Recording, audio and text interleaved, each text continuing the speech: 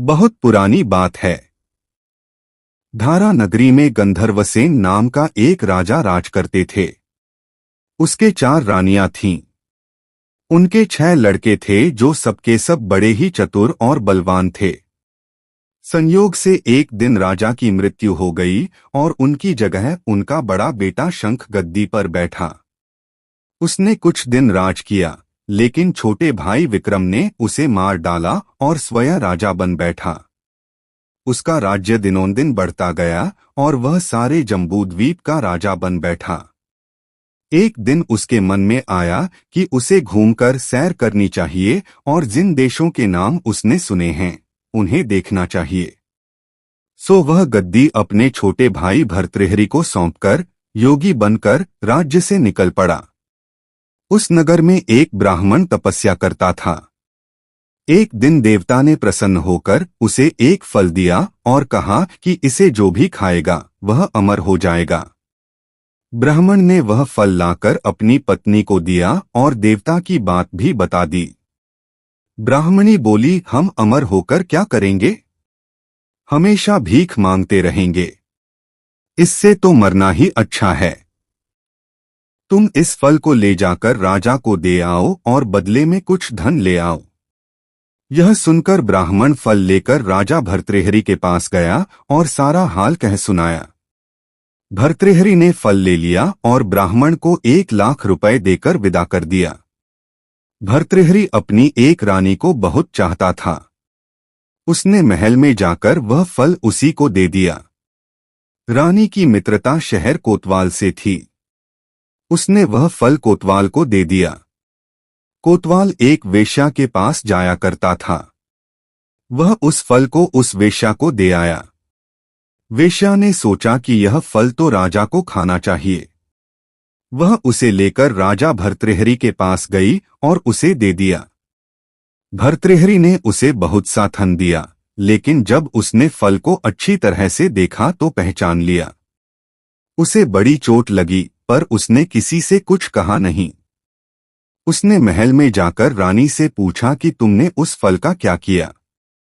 रानी ने कहा, मैंने उसे खा लिया। राजा ने वह फल निकालकर दिखा दिया। रानी घबरा गई और उसने सारी बात सच सच कह दी।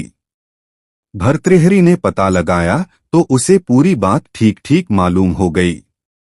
वह बहुत दुखी हुआ। उसने सोचा, यह दुनिया मायाजाल है, इसमें अपना कोई नहीं। वह फल लेकर बाहर आया और उसे धुलवाकर स्वयं खा लिया। फिर राजपाट छोड़ योगी का भेष बना जंगल में तपस्या करने चला गया। भर्तृहरि के जंगल में चले जाने से विक्रम की गद्दी सूनी हो गए। जब राजा इंद्र को यह समाचार मिला तो उन्होंने एक देव को धारा नगरी की रखवाली के लिए भेज दिया। वह रात दिन वहीं रहने लगा। भर्तृहरि के राजपाट छोड़कर वन में चले जाने की बात विक्रम को मालूम हुई तो वह लौटकर अपने देश में आया। आधी रात का समय था। जब वह नगर में घुसने लगा तो देव ने उसे रोका। राजा ने कहा, मैं विक्रम हूं, यह मेरा राज है। तुम रोकने वाले कौन होते? देव बोला, मुझे राजा इंद्र ने इस नगर की चौकसी के लिए भेजा है। तुम सच्चे राजा विक्रम हो तो आओ, पहले मुझसे लड़ो। दोनों में लड़ाई हुई। राजा ने जरासी देर में देव को पछाड़ दिया। तब देव बोला, हे राजन, तुमने मुझे हरा दिया, मैं तुम्हें जीवनदान देता हूं। इसके बाद देव ने कहा, राजन, एक नगर और एक नक्षत्र में तुम 3 आदमी पैदा हुए थे। तुमने राजा के घर में जन्म लिया, दूसरे ने तेली के और तीसरे ने कुम्हार के। तुम यहाँ का राज करते हो, तेली पाताल का राज करता था। कुम्हार ने योग साधकर तेली को मारकर शमशान में पिशाच बना सिरस के पेड़ से लटका दिया है। अब वह तुम्हें मारने की फिराक में है, उससे सावधान रहना। इतना कहकर देव चला गया और राजा महल में आ गया। राजा को वापस आया देख सबको बड़ी खुशी हुई। नगर में आनंद मनाया गया। राजा फिर राज करने लगा। एक दिन की बात है कि शांतिशील नाम का एक योगी राजा के पास दरबार में आया और उसे एक फल देकर चला गया। राजा को आशंका हुई कि देव ने जिस आदमी को बताया था कहीं यह वही तो नहीं है। यह सोच उसने फल नहीं खाया, भंडारी को दे दिया। योगी आता और राजा को एक फल दे जाता। संयोग से एक दिन राजा अपना अस्तबल देखने गया था। योगी वहीं पहुंच और फल राजा के हाथ में दे दिया। राजा ने उसे उछाला तो वह हाथ से छूटकर धरती पर गिर पड़ा। उसी समय एक बंदर ने झपटकर उसे उठा लिया और तोड़ डाला। उसमें से एक लाल निकला, जिसकी चमक से सबकी आंखें चौंधिया गईं। राजा को बड़ा अचरज हुआ। उसने योगी से पूछा, आप यह लाल मुझे रोज क्यों दे जाते हैं?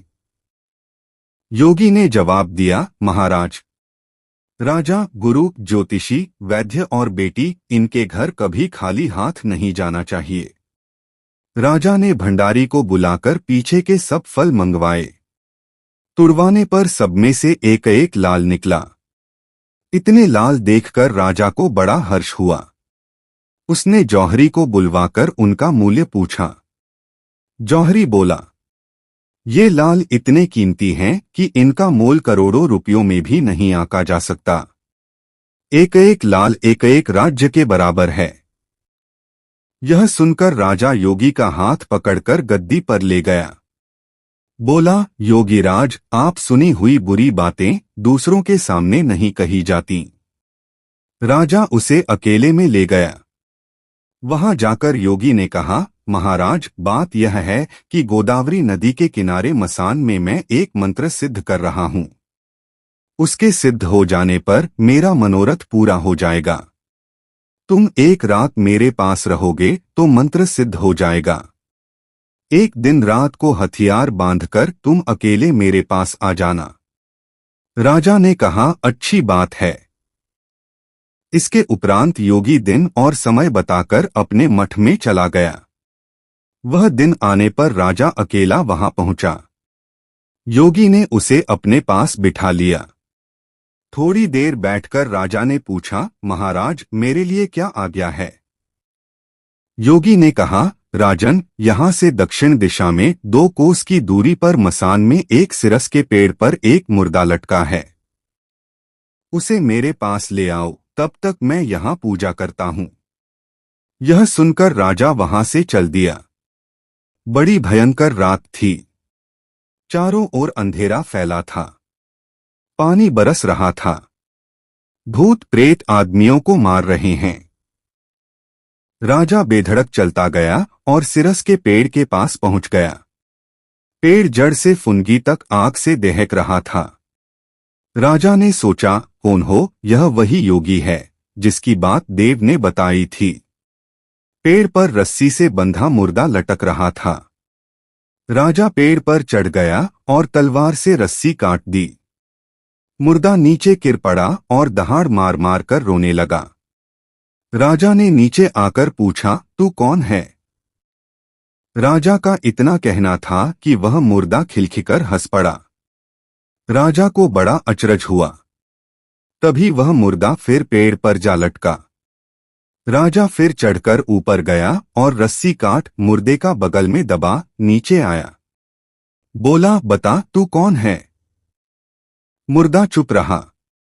तब राजा ने उसे एक चादर में बांधा और योगी के पास ले चला। रास्ते में वह मुर्दा बोला, मैं बेताल हूं। तू कौन है और मुझे कहाँ ले जा रहा है? राजा ने कहा, मेरा नाम विक्रम है। मैं धारा नगरी का राजा हूं। मैं तुझे योगी के पास ले जा रहा हूं। बेताल बोला, मैं एक शर्त पर चलूंगा। अगर तू रास्ते में बोलेगा तो मैं लौटकर पेड़ पर जा लटकूंगा। राजा ने उसकी बात मान ली। फिर बेताल बोला, पंडित, चतुर और ज्ञानी, इनके दिन अच्छी अच्छी बातों में बीतते हैं, जबकि मूर्खों के दिन कलह और नींद में। अच्छा होगा कि हमारी राह भली बातों की चर्चा में बीत जाए। मैं तुझे एक कहानी सुनाता हूं। ले सुन। अगले भाग 2 में कहानी जरूर सुने।